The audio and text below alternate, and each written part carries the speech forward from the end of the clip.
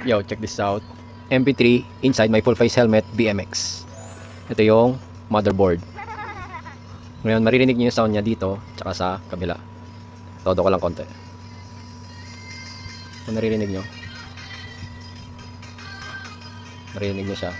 Ngayon, tatanggalin ko siya.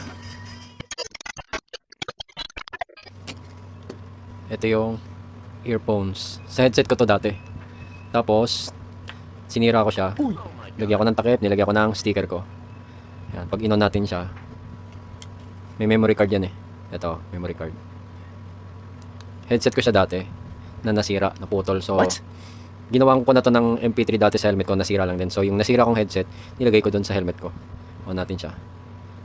Yan, umilaw. Ayun yung battery, nasa likod. Yan, kung naririnig nyo. Yan.